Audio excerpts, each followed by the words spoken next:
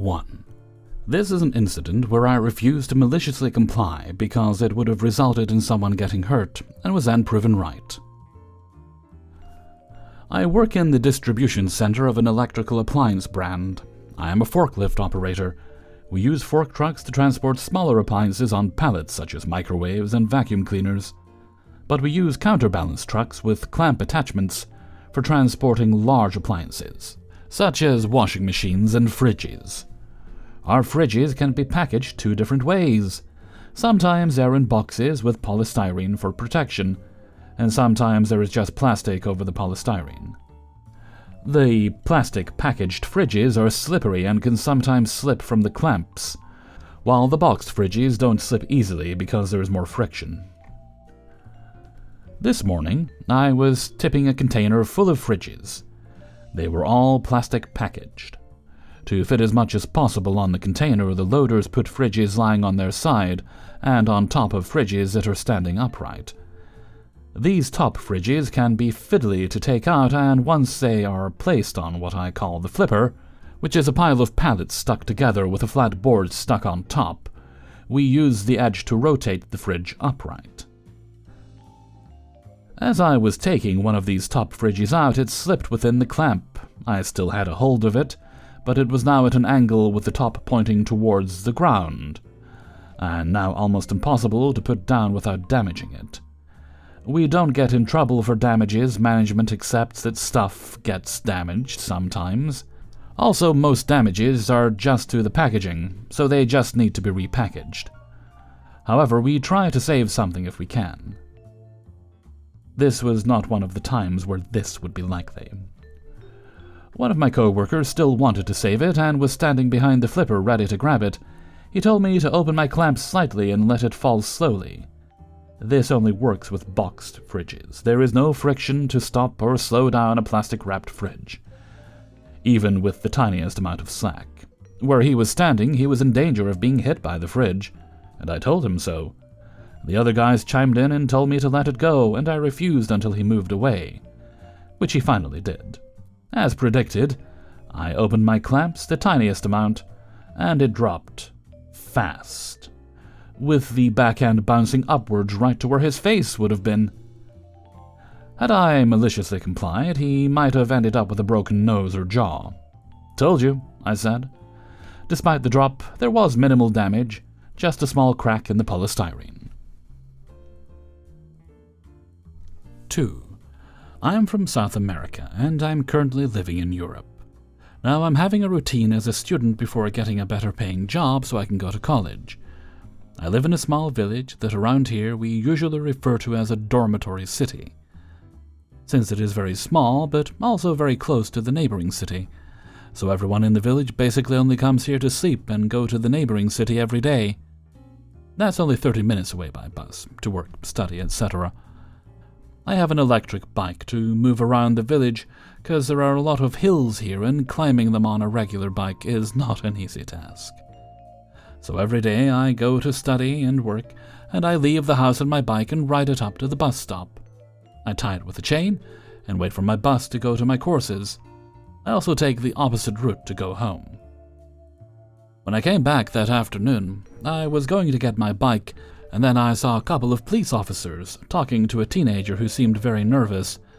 The 3 of them were standing very close to my bike, and I had the keychain in my hand.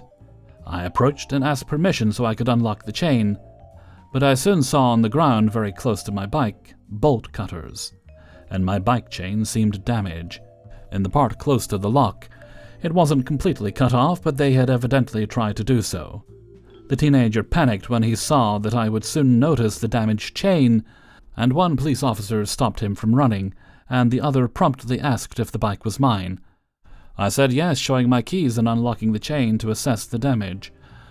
Then the officer tells me that the teenager said it was his bike and he lost his keys, so he went home to get a bolt cutter to set it free. I nervously laughed and said, "No, this is my bike.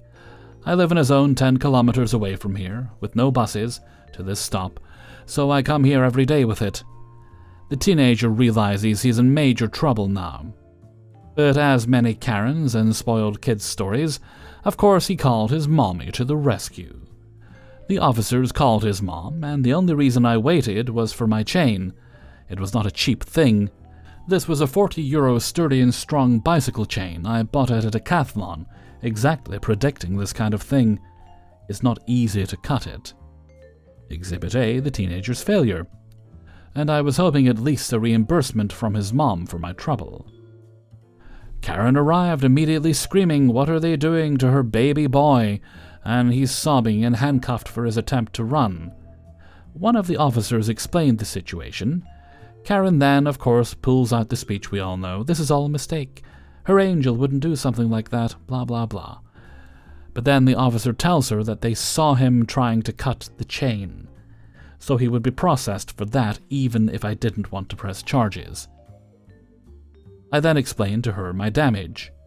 When she noticed my accent, immediately started to scream at me that we immigrants are the reason she and her kids are in this kind of situation, that because of us there are less jobs in here, and if I wasn't here her son would not be trying to steal because he wouldn't feel bad for a foreigner having something he desired so bad. I rolled my eyes so hard, I swear, but not on YouTube. I almost saw my own brain. The officer berated her for the screaming and told her to calm down, or she'll be handcuffed too. I just told her I was tired, just wanted to go home, and wasn't interested in her nonsense or in pressing charges. I just wanted a new chain since it's a significant amount of money for me since I'm a student, but not enough to take this situation to court. She then started another string of nonsense of immigrants draining money from real citizens. I just mumbled something along the lines of, "Yeah, the real citizen here is in handcuffs, and the immigrant is just tired of spending his whole day at school." She then screamed more anger, and the officer berated her again. She then angrily pulled her wallet and handed me a €50 bill, calling me blood-sucking. I thanked her for that, and the officers for the help, and left. Not sure if the teenager was arrested, but he and his mom went to the police station along with the cops. I went home, and the next day I bought another chain, but I'm also considering a GPS for my bike. That is still mine. I am still a happy immigrant, happily engaged, and soon into college. 3. A few years ago, I used to work at a large retail company on the overnight shift at the time. As many who have worked in retail probably know, inventory time is a big deal, as it can determine whether we get a bonus or not. On top of having to do extra training if the shrinkage amount is really high. We had these devices that we used to do things like add or subtract items from inventory, print labels, keep track of what bins inventory was in, and so forth. Well, this one particular store, the department managers had talked the store manager into allowing them to store these devices in their lockers at the end of their shifts, which means no one else on any shift could use them, except in one department that needed the device to assist customers. About 4 weeks prior to inventory, I asked the co-manager to have these devices left for us so that we can start getting the back rooms ready for inventory, which means getting labels on all the boxes and then the amount that is in each box, and if there's a row of the same item to put the correct amount for all the items of that particular item on that label. Day shift wouldn't do this because they were always too busy. For the next 2 weeks, we were never left any of these devices to get the back rooms completed.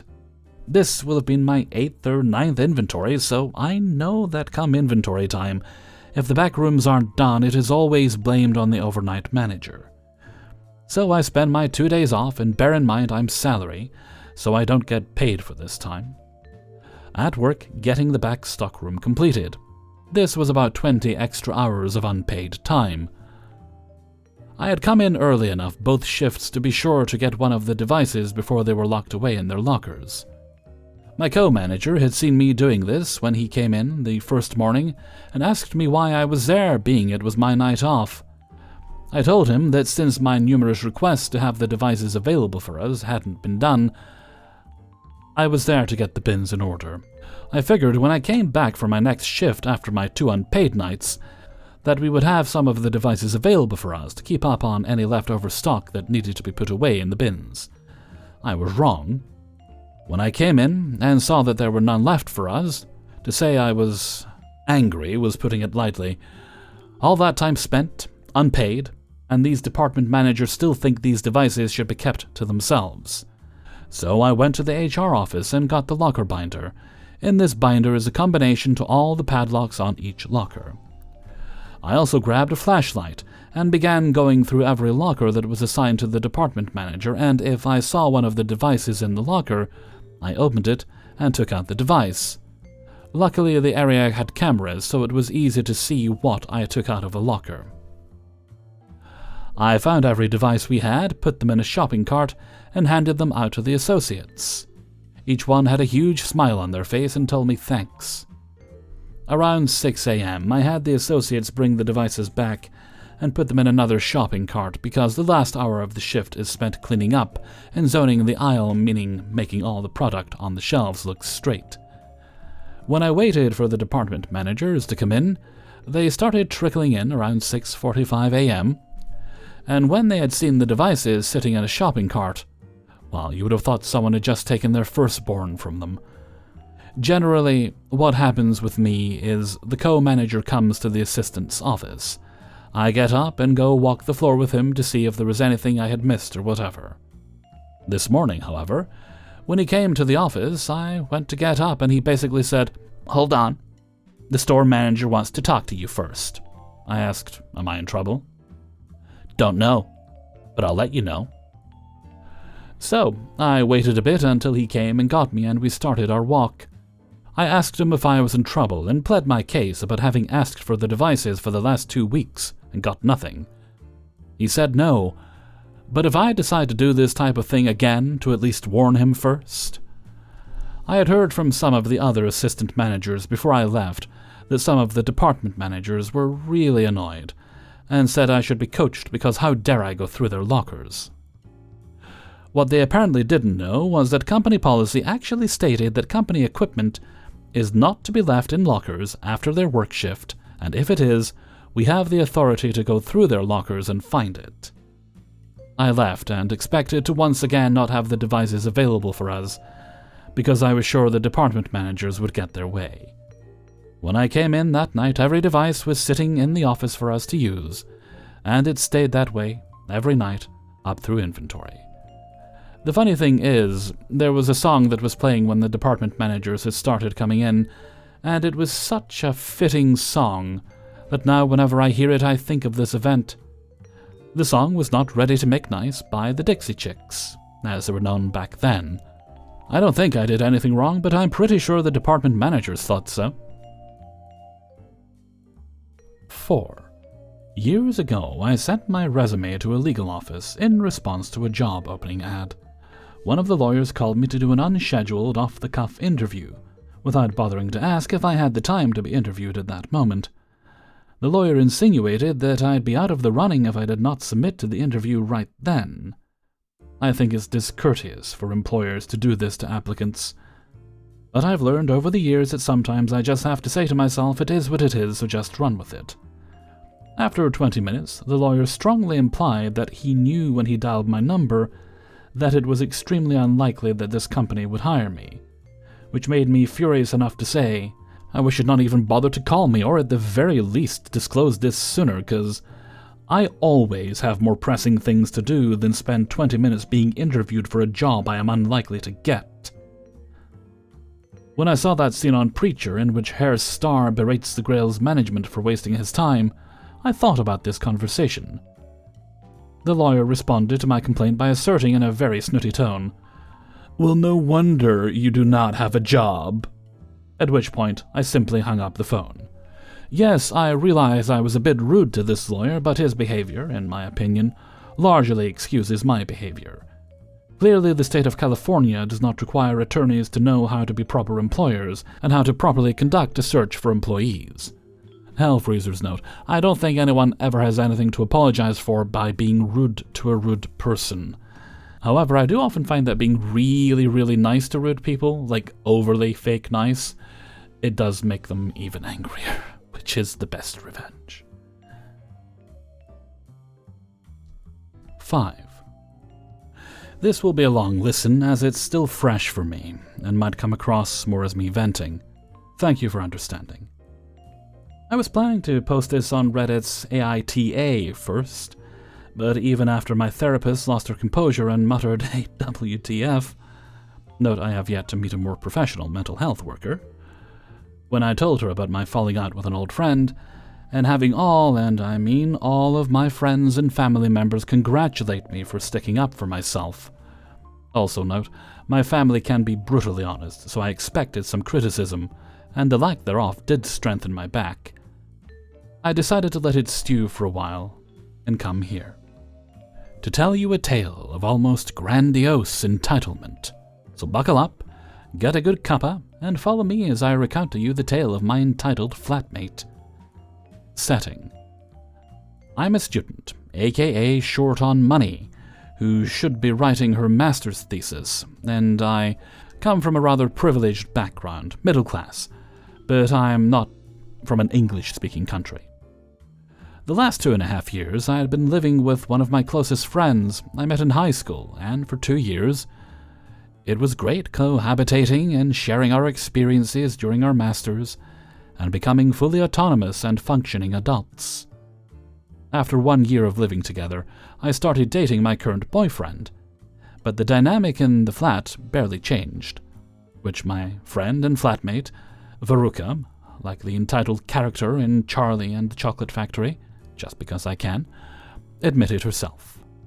Then, almost 2 years after moving in together, Veruca started dating her current boyfriend, which in itself was completely fine, and I was extremely happy for her and her newfound love.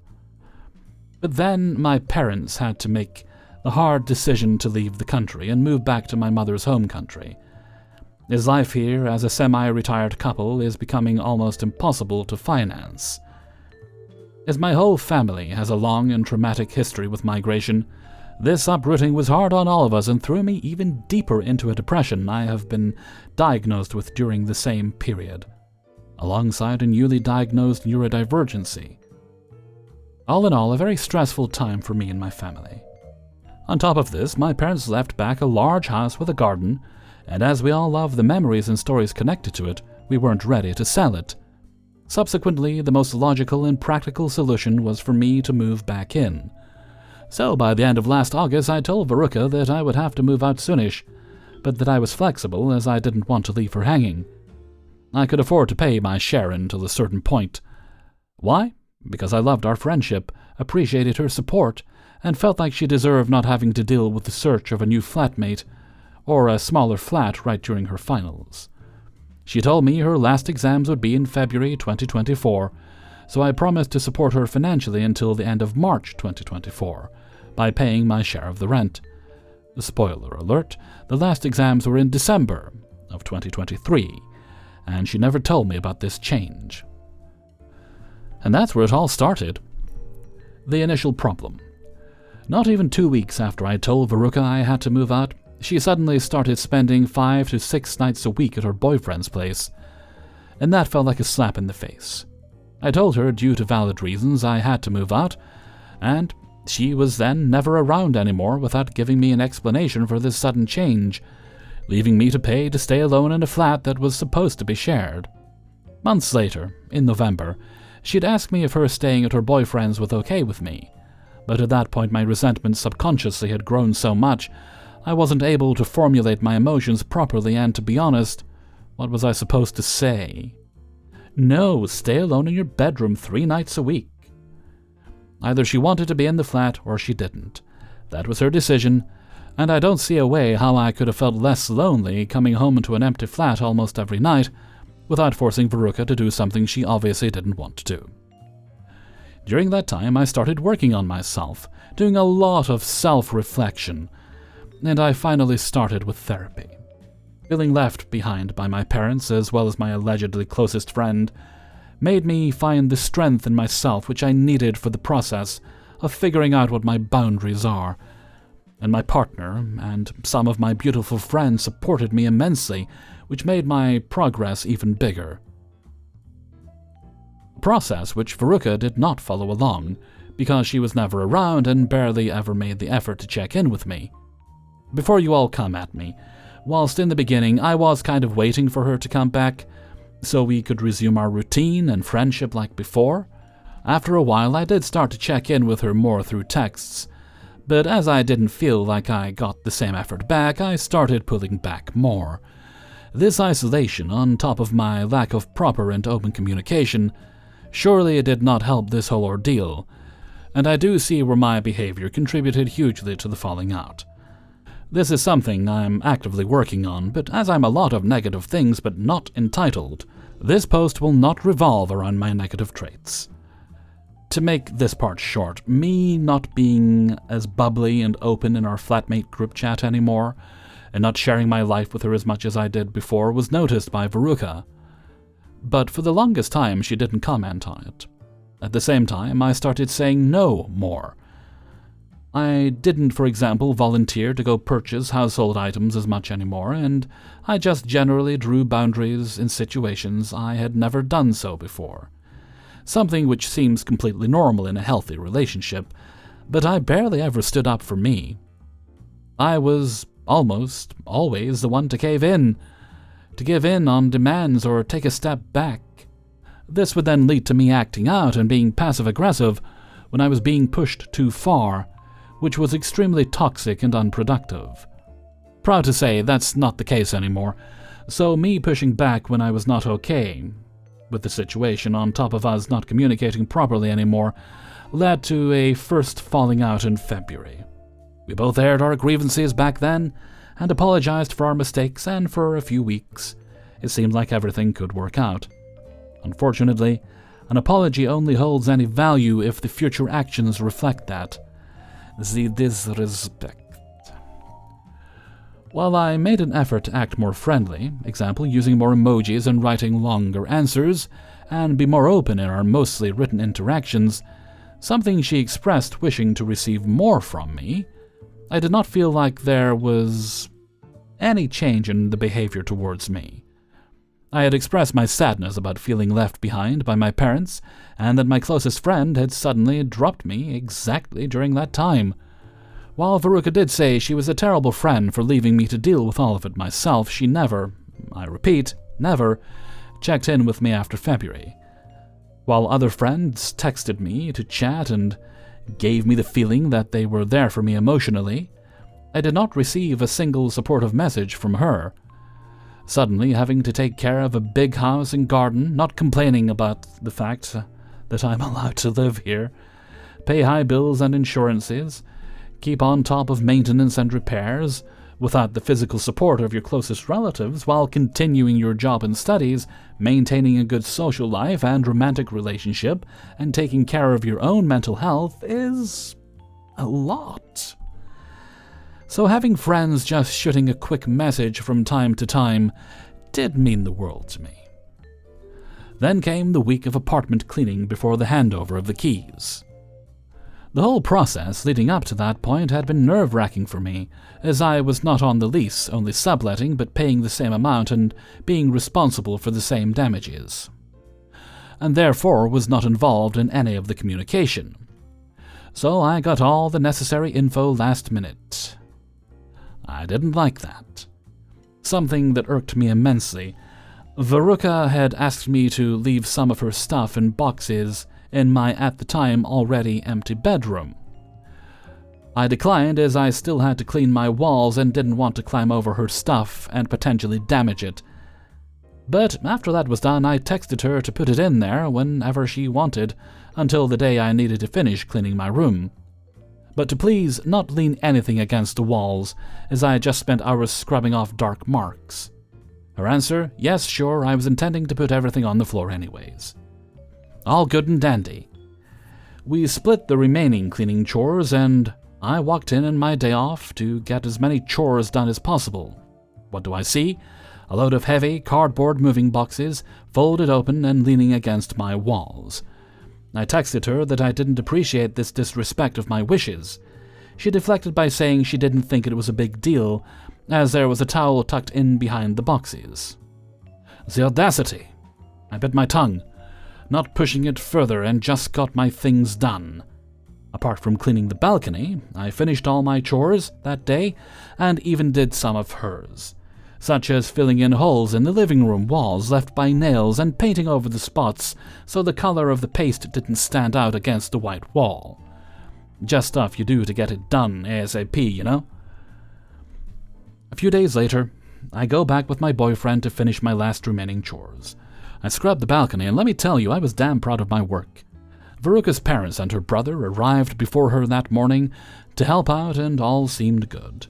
But once Veruca and her boyfriend arrived, the mood seemed to change. Until this day, I can't put my finger on it, but something was off. Then the little Jabs started, walking around on freshly cleaned floors with their dirty shoes.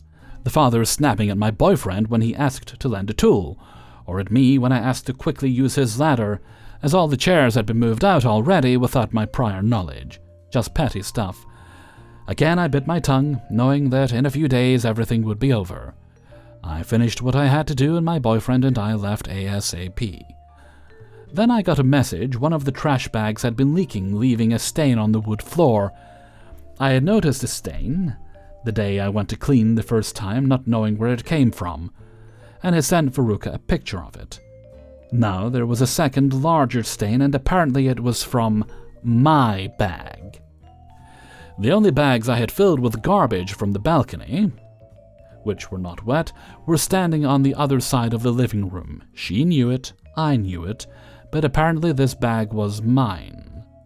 Not willing to let this potential permanent damage be deducted from my part of the deposit, I refused to take accountability for trash I had no involvement in. And it was oh so conveniently not possible to look into the bag anymore, as it had already been taken out. As this post is already way too long, I'm cutting out the other petty things that went down, like Veruca expressing her wanting to take shared stuff with her and mentioning no payment towards me. But when I expressed wanting to keep something, she asked me for financial compensation. Or me offering for her to keep all of the kitchenware we bought together, but when I asked only to take the pizza cutter with me, she used it a lot, and didn't expect to have to buy a new one. Or that I had to buy trash bags on my own dime. Let me tell you, things like that are so expensive I don't get it. Because she would take care of other stuff, but when I took those bags home with me, I paid for them and didn't need them in the flat anymore, she asked me where they were as she needed them. Just little stuff you can brush aside, but once it starts to accumulate, it lets resentment grow quickly. And this is the part you're here for. The entitlement. As I said, Veruca's parents came over to help her clean up and move. Something I didn't know until the morning of was that her father was taking our garbage with his transporter to the disposal center for us. I expressed my gratitude for his help and confirmed that I would even pay something for the gas, because, crazy prices. I did ask, though, if it wouldn't be more convenient to just buy prepaid garbage bags we could just leave on the side of the road, which would be taken away a few days later. Price point, $20. But no, that wasn't good enough. Please don't ask me why, I don't know. Consequently, I was asked on my calm Sunday evening to pay $100 to her father for the disposal, gas, and his work. Mind you, I never asked him for help. He did not take over any of my chores, and I was not informed prior to that moment that his oh-so-precious time would be billed, as I would never have agreed to this. And I still can't wrap my head around a father asking his daughter, who he has a decent relationship with, and her flatmate, who had no say in this matter, to pay for the time he spent helping them. My parents had stored some of our furniture prior to our move 2.5 years ago. Should they have billed us rent for the space they could not use in their basement? So when I refused paying such a crazy amount, and told Veruca what I was comfortable paying, the $20 for the prepaid bags, and would have been needed for the amount of shared trash, and an additional $10 for gas, she called me ungrateful and disrespectful, and that her father felt disrespected by my behavior. I repeat, I didn't want to pay for work I did not ask him to do. The height of impudence wasn't even that I was insulted for something that could be based on a simple misunderstanding. 2 months back, when we had the first smaller falling out, I asked Veruca for a bit of friendly appreciation and recognition, because I spent almost $2,000 in our friendship to support her and pay my share while she finished her studies and searched for a new flat and job, and I only got loneliness back. Back then, she said that she was appreciative for everything, which she never really expressed in actions, just in words, which kind of lost their meaning after a while. But as she never asked for me to do that, she did not owe me anything, but now I am the ungrateful one. Hell no! So I called Veruca out on her nonsense, compared the two situations, explained again why I was not okay with paying so much to her father, told her to go check her attitude, and left our flat chat. It felt great. And then the shock of the realization hit. I had just killed a 10-plus year friendship, so the only natural reaction my body knew to this was to have a nervous breakdown, which gave way to an anxiety attack. Not so calm Sunday evening anymore. By now, I should have taken off the rose-tinted glasses and can start calling out so many situations where I did not have an equal part in that friendship. Input from my friends and family helped me a lot, and I feel more and more okay with the situation. Veruca did message me in our regular chat twice, first to confirm the handover went smoothly. I could not be there as she didn't confirm the time with me, and I had meetings I couldn't and wasn't willing to move. Another grrr moment for me.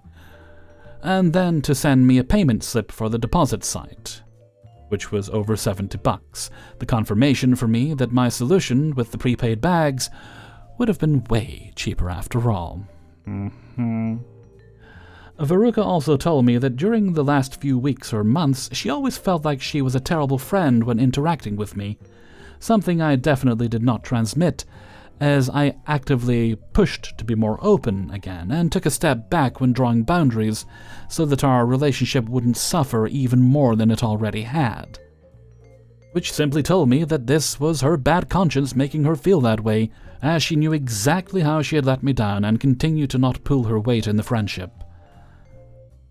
And lastly, Veruca wanted me to contact her again when I feel open to the conversation and ready to reflect on everything, like I was the one insulting her on a nice Sunday evening. I refused to take over this responsibility and essentially revive the friendship, as this way she could solely blame me for the failed friendship, as it would be on me to restart the contact after a cooling down period, and make it clear that unless she showed insight in her screw-up, and I got an apology for this hypocritic offense towards my character. I was not seeing any way how we could see eye to eye again. She simply replied that obviously we both couldn't work through this at the moment, and then thanked me for our wonderful time together and wished me all the best.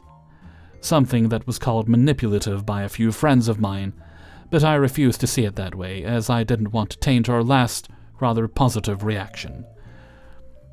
I realize I contributed my fair share to this falling out, and I have a list of things I am now working on to avoid creating such a situation again. I also realize that this has been one hell of a venting post, and I'm grateful if you listen to it all. Hellfreezer's note. All I see in this post is one person trying very hard to accommodate the other, the OP of the story being that person, and the other person, Veruca, taking little responsibility. Even the whole saying they're a terrible friend thing, that's just there to elicit sympathy from you. It's a manipulative tactic. One positive thing about me doing stories like this and seeing all the awful behaviors that crop up is I become very mindful in what I say and do. Sometimes I'll think, oh, have I done that in the past, whether I intended to or not? I'm being more cautious in how I interact with people because I don't want to give the impression that I'm someone like that. And if I do slip up, I certainly do learn from my mistakes.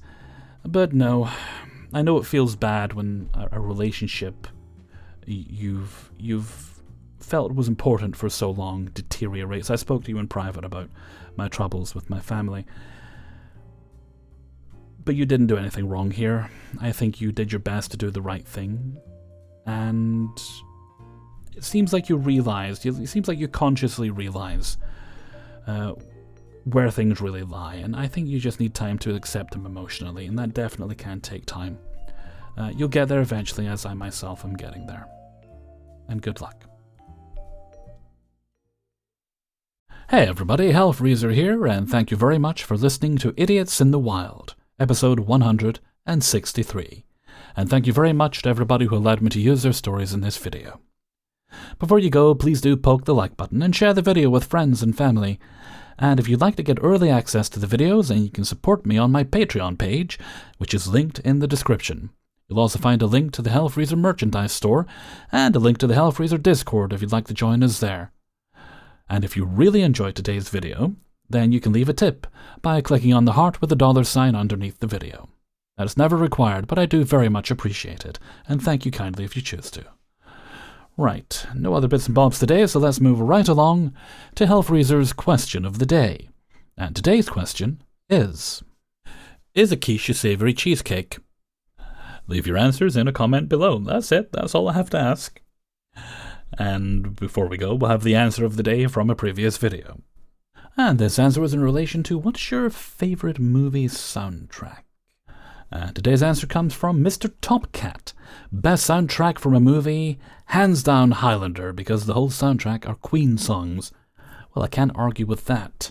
Give me the prize. I do like that movie, I do like that soundtrack. Thank you very much for your answer, Mr. Topcat. And with that, I'm going to head off for now, so until next time, thank you very much for listening, and take very good care of yourself.